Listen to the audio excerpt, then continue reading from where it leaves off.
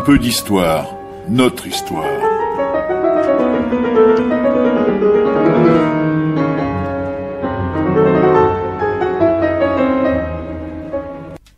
Allez, à toi.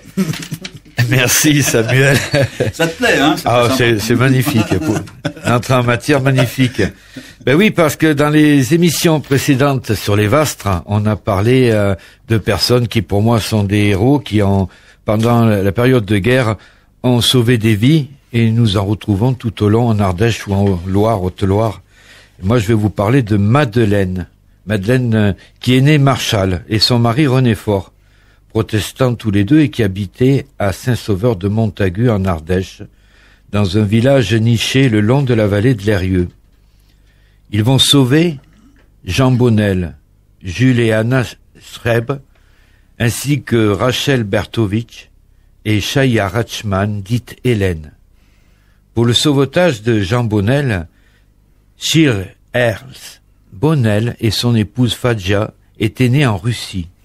Gilles Baumel émigre de Pologne en Belgique en 1929 et Fadja en 1930.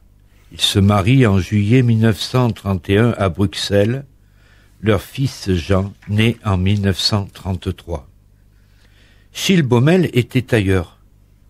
À la suite de l'invasion de la Belgique par les troupes allemandes en mai 1940, la famille quitte la Belgique pour se réfugier en France et arrive à Saint-Sauveur de Montagu, en Ardèche, le 15 mai 1940. Ils vont y rester jusqu'en août 1942. Gilles Baumel arrive à exercer son métier de tailleur. Le 25 août 1942, Gilles Baumel est arrêté par la police. Jean Baumel et sa mère sont arrêtés au cours de la rafle de la nuit du 26 août par la gendarmerie locale des Ollières. Ils sont internés au camp de Vénissieux. Jean Baumel y entrevoit son père dans un car. C'est le dernier souvenir qu'il a de lui.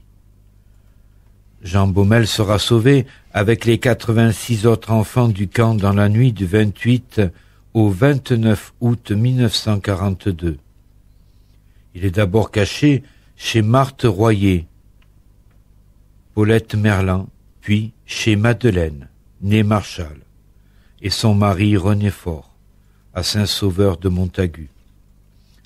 Fin octobre 1942, il est conduit avec un autre enfant, Jules Schreb, à Montpellier, en vue d'une émigration aux USA. La tentative échoue en raison de l'invasion par les Allemands de la zone libre. Jules Schreb est envoyé chez Lucien Frachon et Marthe Frachon, la sœur de Noémie Dejour, tandis que Anna Schreb est envoyée chez Amédée Thénat et son épouse Renée Thénat. Jean reste quelque temps caché à Montpellier dans un hôpital psychiatrique, puis dans une famille, et on le fait revenir chez Marthe Royer, à Saint-Sauveur de Montagu.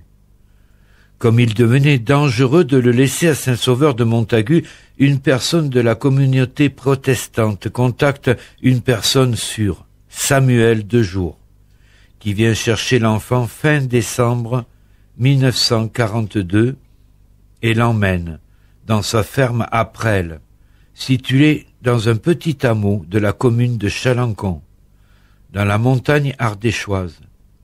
Samuel Dejour et son épouse Noémie Dejour et leur enfant, Hélène et Paul, accueillent Jean Baumel, qu'ils vont traiter comme un enfant de la famille. Présenté comme un membre de la famille, Jean Baumel vit et va à l'école du village. En octobre 1944, la région est libérée et l'Oise récupère Jean Baumel, l'envoie à Romans, puis à l'école Méomide à Paris, pour lui faire des études secondaires. Jean Baumel se souvient combien la séparation avec Samuel et Noémie Dejour et leurs enfants, Hélène et Paul, fut douloureuse. Il est toujours resté en contact avec eux, notamment avec le fils Paul Dejour et les petits-enfants de Samuel et Noémie. Voilà l'histoire de Madeleine qui, avec son mari, ont vécu ces moments tragiques et atroces de la période de guerre.